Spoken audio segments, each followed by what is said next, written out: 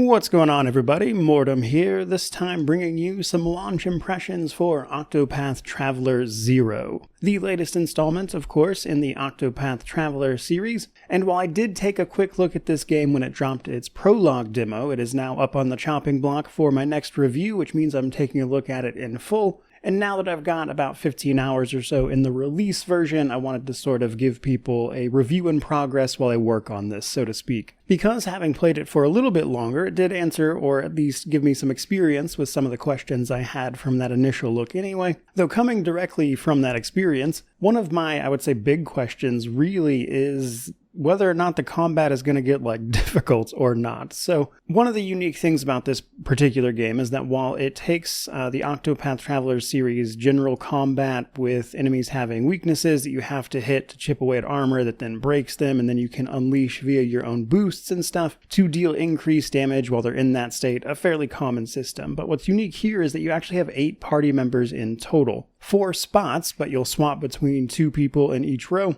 And the thing is, this has made everything I've experienced so far incredibly easy, even some of the boss fights, because each character has boost points, and they'll earn those as they just kind of participate in rounds of combat. And the thing is, your front line and your back line have those separately. So what it's possible to do is use those boost points, which give you extra attacks with the weapon type you're using, to just pretty easily break enemies, including bosses. And then if you rotate it and space it out properly, a lot of enemies just never even get a chance to really move. Combine that with the fact that in this one, your main character is really the only one that's going to be swapping jobs around a lot. A lot of the extra customization is down to equipable skills that you can put on other characters via skill slots you unlock. And so in some ways it feels like a relatively simple change of approach that also just gives me an overwhelming numbers advantage. And at least about 13, 14 hours in with the included demo time that I played, I'm just absolutely rolling over stuff. And I have to imagine that at least later in the game they start accounting for all of these different characters you can have, because while you have up to 8 party slots, there's apparently 30 total recruitable characters. And by the way, some of those guys are definitely not going to have meaningful story attached to them. That's going to be a given. But I do hope at least later fights, when it accounts for the fact that you likely have full rosters and everything, to mix up the mechanics and maybe play around with that frontline backline situation to make this a little more fair, I guess. But to be honest, I wouldn't be terribly surprised if there were balance problems, because as I've mentioned a few times myself previously, this game is actually a sort of reimagining of a mobile title that they've turned fully into a proper video game. So rather than the sort of gacha mobile game mechanics that it had, here we have, a regular full-priced release that follows those storylines and everything. So some things being lost in that translation just really wouldn't surprise me much, but by and large it mostly just feels like Octopath Traveler. And combine that with things like getting to create your own avatar in this one, a little bit of town building, it strikes me as the kind of game where if you enjoyed the other Octopath Traveler titles, you would probably enjoy this one. But it must be said that for me personally, 2 is just way better than this. This one's doing some stuff that I like, but it feels a little by the numbers, whereas 2 felt like a proper experience, if that makes sense. Now, I will say 0 here gets off to a really strong start. Part of the prologue demo they put out kind of showed you all of this, but basically you were a young man in the town of Wishvale that gets attacked by 3 people seeking rings of power, and their lust for various forms of power, in this case wealth, fame, and power, have turned them into various monsters seeking these rings, and they're doing horrific things. They burn down your village, and your job is to rebuild that village, plus also track them down and then get to the bottom of the mystery with these rings and stuff. I have been told that apparently the story for this is really long. We'll see how that pans out. I'm again, maybe 13, 14-ish hours in, and I feel like I'm making a good chunk of progress, but just from the math of the 8 rings I'm supposed to find, the 3 people I'm tracking down can't be the end of that, plus the give me at the beginning of the game, so presumably there's a back half once you get rid of these 3 people, but I've already killed one of them, and it was relatively early on. All of which to say, I'm just really curious about the length of this game. I keep seeing people say it's 80 to 100 hours, and I guess it might be, but it just feels like I'm moving along faster than that right now, I guess. Otherwise, getting a look at the proper town building this time around. So the demo was a little limited with this, but here I've had the opportunity to mess around with it more, and it can certainly give you a lot of nice resources. And there's a little bit of like decorating if you want to do that, but it's hardly necessary. But more than anything, like from a practical standpoint, the town just seems like a really convenient place to get a lot of stuff. Plus it also has some features like letting you recustomize the appearance of your avatar, stuff like that. And then as you complete the missions for the specific town building storyline you get, the town obviously expands and you get more and more options as you go. Seems fine for what it is. If anything, I'd say it feels maybe just like a little weird to stop like Revenge Quest 2.0 to go, build some farms, I guess. But it's whatever. The rest of the game comes down to exploration, of course. Areas have individual level assignments that kind of give you an idea of where you should and should not go.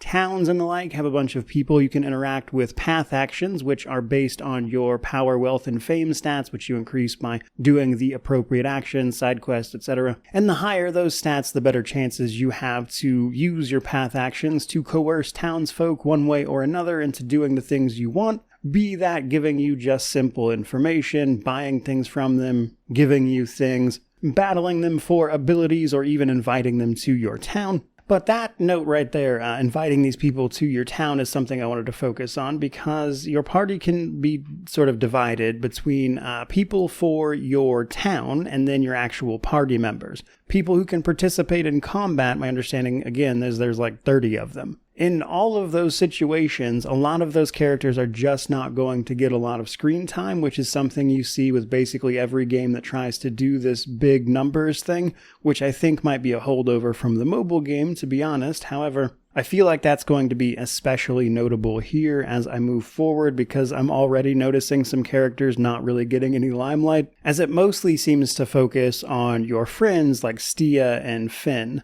I'd be curious if it tries to, outside of the recruitment and stuff, give each of these individual guys quests, and maybe that's where some of the story time comes from. I don't know. Another thing I'll be curious about, I know at some point you'll eventually get a ship, which I haven't seen yet, but I'm also mentioning that because I'm curious about exploration in general with this one. So far, every single area or dungeon I've seen, the story has taken me to in some fashion, and I'm curious if there's any purely optional stuff that we'll get into, as I imagine there's a super boss of some description at some point. But all told, sort of pulling that all together for, I would say, where my head's at currently. Right now, this mostly seems like a pretty good game if you enjoyed the Octopath Traveler series. However, if that's not your jam, it's really not doing anything crazy new. It feels a little experimental in terms of just sheer party size and how kind of overwhelming that is towards bosses. Right now, using the inherent break system to just rob turns and then using the extra boost points from the extra party members,